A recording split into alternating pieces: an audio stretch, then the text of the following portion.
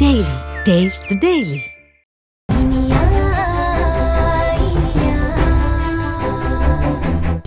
என் குழந்தைய அவ கேட்கும் போது நான் எப்படி அத்தை இல்லைன்னு சொல்ல முடியும்? இல்லம்மா, நீ நீ பண்றது பெரிய தப்பு. இதுக்கு பின்னாடி எவ்வளவு விஷயம் இருக்கு, எத்தனை குழப்பங்கள் இருக்குன்னு தெரியுமா? இது என்ன வீட்ல இருக்கிற நகையா பொருளா? கேட்ட உடனே எடுத்து கொடுக்கறதுக்கு? உனக்குள்ள வளருது ஒரு உயிர்மா. அதை எப்படி மத்தவங்களுக்கு கொடுக்கறேன்னு சொல்ற? அண்ணி, நாங்க எப்படி குழந்தைக்கு எங்க தவிச்சிட்டு இருந்தோமோ அப்படிதானே நீங்களும் தவிச்சிட்டு இருந்தீங்க. குழந்தை இல்லாம எங்களுக்கு எப்படி தாங்க முடியாம இருந்ததோ அப்படிதானே உங்களாலையும் தாங்க முடியாம இருந்திருக்கும். தயவு செஞ்சு இப்படி ஒரு முடிவு வேண்டாம். இளங்கோ, யாழினி குழந்தை இல்லாம போனதுல மனசளவுல ரொம்ப பலவீனமா இருக்கா.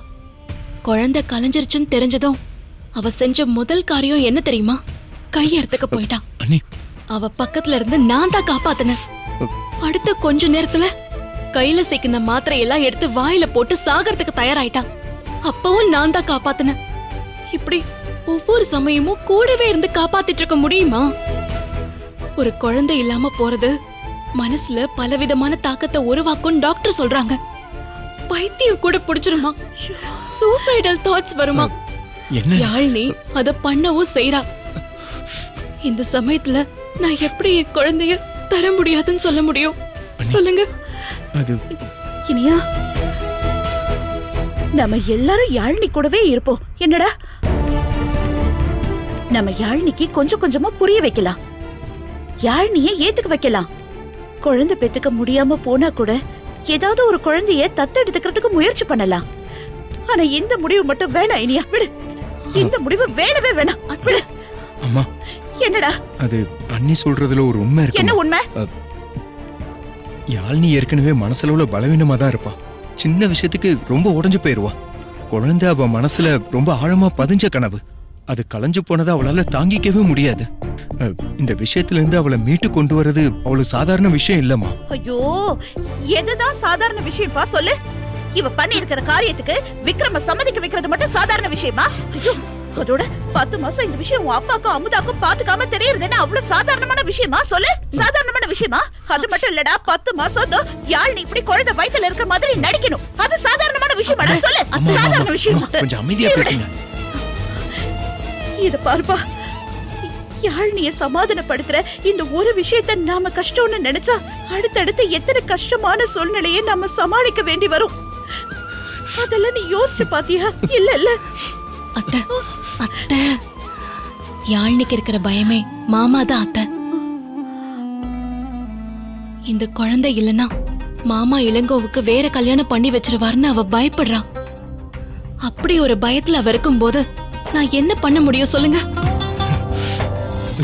அவர் சந்தோஷம் மட்டும் போதாது அண்ணி, அதுக்காக நீங்க உங்க குழந்தைய கொடுத்துட முடியுமா?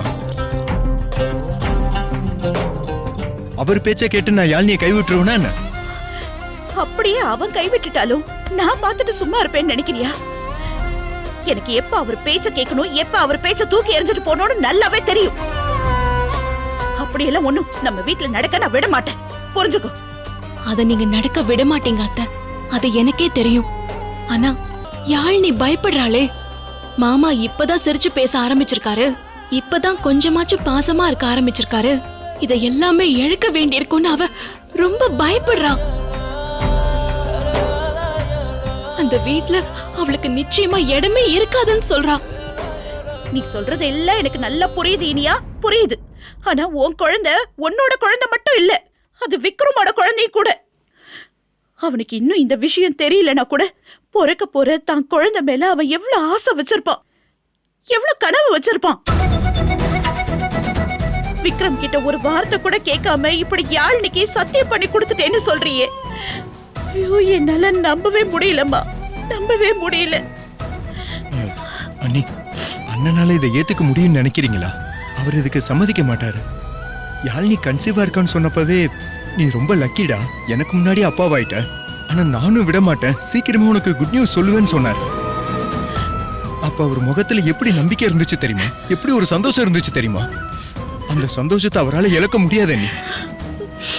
இல்ல இளங்கோ, நீங்க 1000 தான் காரணம் சொன்னாலுமே யாழ்னியோட பயத்தை போக்குறதுக்கும் அவளை நார்மல் ஆக்குறதுக்கும் இப்போதைக்கு இதை தவிர வேற வழியே இல்ல. ஒரு குழந்தை இல்லாத வாழ்க்கைய யாழ்னியால வாழவே முடியாதுன்னு தான் எனக்கு தீவிரமா தோணுது.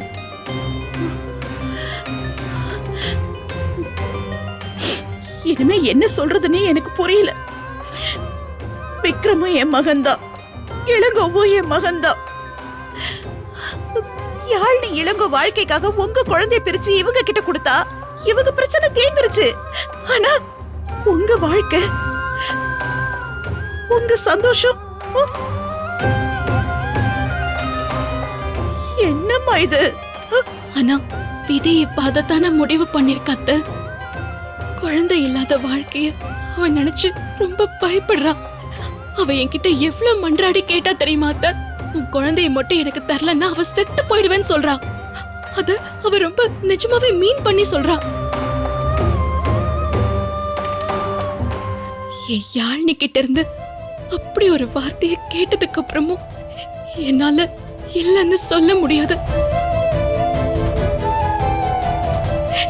என் யாழ்னிக்காக நான் என்ன வேணாலும் பண்ணுவேன் அத்த. அதனாலதான் நான் என் குழந்தைய தரேன்னு சொல்லிட்டேன்.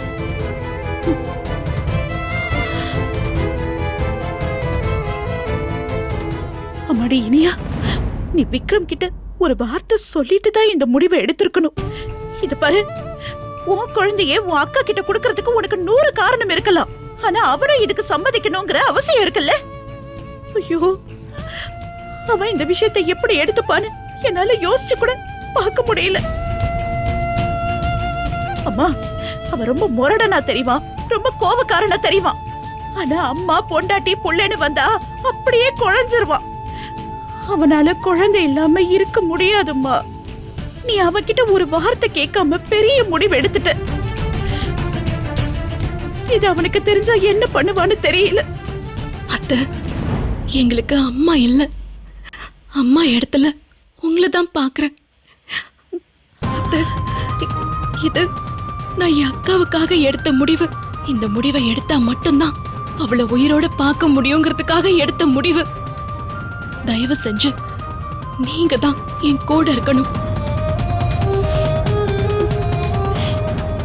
இது இது ரொம்ப ரொம்ப பெரிய முடிவுமா, ரொம்ப பெரிய முடிவு. கடவுளை வேண்டிப்போம். அதை தவிர எனக்கு வேற என்ன பண்றதுன்னு தெரியல, சத்தியமா தெரியல.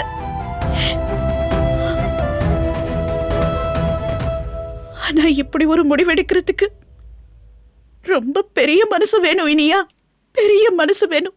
கடவுள் உனக்கு இப்படி ஒரு மனசு கொடுத்திருக்காரே, நான் உன்னை நினைச்சு ரொம்ப பெருமைப்படுறேன்.